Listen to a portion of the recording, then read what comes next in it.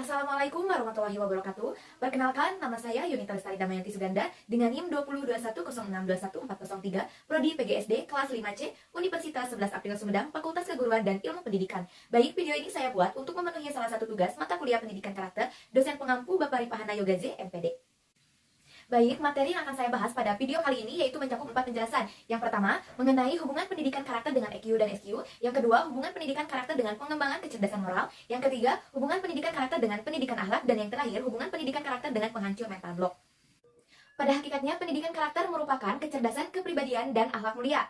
Maka dari itu, dengan adanya pendidikan karakter, seorang anak akan menjadi cerdas emosinya. Nah, yang dimaksud dengan kecerdasan emosi yaitu bekal terpenting dalam mempersiapkan anak menyongsong masa depannya. Karena dengannya, seseorang akan dapat berhasil dalam menghadapi segala macam tantangan, termasuk tantangan untuk berhasil secara akademis. Menurut Dameria, seseorang yang memiliki kecerdasan emosional yang baik akan dapat dikenali melalui 5 komponen dasar, yaitu yang pertama, pengendalian diri, yang kedua, penguasaan diri, yang ketiga, motivasi diri, yang keempat, empati, dan yang kelima, hubungan yang efektif. Selain itu juga kecerdasan emosi ini secara garis besar meliputi 1. Kesadaran tinggi, 2. Manajemen suasana hati, ketiga, motivasi diri, keempat, pengendalian hawa nafsu, dan yang terakhir, keterampilan bermasyarakat. Kecerdasan emosional diperlukan agar seseorang bisa sukses dalam bergaul, berinteraksi, bekerja, dan berkarir dalam hidupnya. Atas pertimbangan ini, kecerdasan emosional perlu menjadi bagian penting dalam penanaman karakter bagi peserta didik secara terintegrasi dalam kecerdasan intelektual dan spiritual. Menurut Salovey dan Mayer, kecerdasan emosi atau EQ merupakan himpunan bagian dari kecerdasan sosial yang melibatkan kemampuan untuk memantau perasaan dan emosi baik pada diri sendiri maupun pada orang lain, memilah-milih semuanya dan menggunakan informasi untuk membimbing pikiran dan tindakan serta menjalin hubungan dengan orang lain. Aspek kecerdasan emosi dibagi menjadi 3 bagian, yaitu 1. Mengelola emosi diri sendiri, yang kedua, mengenali emosi orang lain, yang ketiga, membina hubungan dengan orang lain. Kemudian, menurut Goleman, kecerdasan emosi dipengaruhi oleh 3 faktor, yaitu yang pertama, faktor otak, yang kedua, faktor pola asuh orang tua, dan yang ketiga, faktor lingkungan sekolah. Kecerdasan spiritual atau SQ adalah landasan yang diperlukan untuk memfungsikan IQ dan EQ secara efektif. SQ merupakan kecerdasan tertinggi manusia. Kecerdasan spiritual ini dicirikan sejumlah karakter seperti berani, besar hati, tindakan memperbaiki, kecerdikan dalam menghadapi bahaya, dan semua sifat ruhaniah. Dapat digarisbawahi bahwa pendidikan karakter atau Budi Pekerti Plus merupakan suatu yang sangat urgent untuk dilakukan dengan memperhatikan keutuhan kepribadian manusia yang disanggah oleh 3 kecerdasan, yaitu IQ, EQ, dan SQ. Pendidikan karakter harus berupaya untuk menumbuhkan kemampuan dengan memberikan makna spiritual terhadap pemikiran, perilaku, dan kegiatan serta mampu menyinergikan IQ, EQ, dan SQ secara koherensi.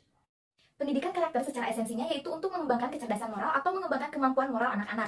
Cara untuk menumbuhkan karakter yang baik dalam diri peserta didik yaitu dengan membangun kecerdasan moral. Kecerdasan moral itu sendiri merupakan kemampuan memahami hal yang benar dan yang salah, artinya memiliki keyakinan etika yang kuat dan bertindak berdasarkan keyakinan tersebut, sehingga orang bersikap benar dan terhormat. Kecerdasan moral yang sangat penting ini mencakup karakter-karakter utama seperti kemampuan memahami penderitaan orang lain dan tidak bertindak jahat, mampu mengendalikan dorongan dan menunda pemuasan, mendengarkan dari berbagai pihak sebelum memberikan penilaian, menerima dan menghargai perbedaan, bisa memahami pilihan yang tidak etis, dapat berempati, memperjuangkan keadilan, dan menunjukkan kasih sayang dan rasa hormat terhadap orang lain. Ini merupakan sifat-sifat utama yang akan membentuk anak menjadi baik hati, berkarakter kuat, dan menjadi warga negara yang baik. Maka dari itulah, inilah yang diharapkan dari anak-anak kita.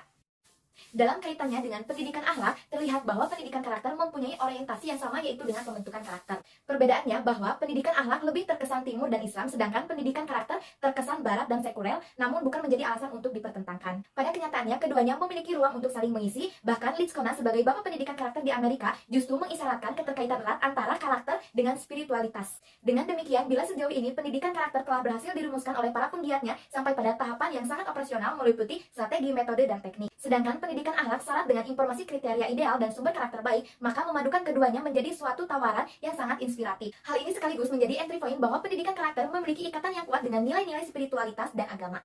Pendidikan karakter memiliki misi untuk menghancurkan mental block. Mental block itu sendiri merupakan cara berpikir atau perasaan yang terhalangi oleh ilusi-ilusi sebenarnya hanya membuat kita terhambat untuk melangkah menuju kesuksesan. Sama dengan penyakit fisik secara medis, manusia juga memiliki penyakit mental yaitu mental block yang sangat berbahaya bagi seseorang atau kelompok yang ingin sukses. Kita bisa mendeteksi penyakit mental block dengan memperhatikan gejala-gejala awal yang biasanya dialami oleh si penderita. Misalnya, suka mengeluh, memiliki virus perusak, konflik batin, tidak ada perubahan kehidupan, dan tidak mau mengambil resiko. Cara mendeteksi penyakit mental block bisa sendiri atau minta bantuan orang lain, yaitu dengan cara memperhatikan pola, pasang target, tanya orang lain, atau tanya hati nurani. Beberapa penyebab penyakit mental block yaitu citra diri buruk, pengalaman buruk, lingkungan buruk, rujukan buruk, dan pendidikan buruk. Virus-virus perusak ini yaitu seperti beralasan, menyalahkan, pembenaran, gengsi, malas, takut, menunggu, tidak percaya diri, dan buruk sangka. Orang yang menderita penyakit mental block biasanya akan mengalami kehidupan yang selalu gagal terus-menerus, terpuruk dalam kehidupan, dan tidak maju-maju. Maka dari itu, orang yang terjangkit mental block harus segera dilakukan suatu tindakan pengobatan. Penyakit mental block dapat dicegah dengan optimisme, positif, antusias, dan terbuka yang semuanya mencakup aspek pemikiran, perasaan, sikap, dan tindakan.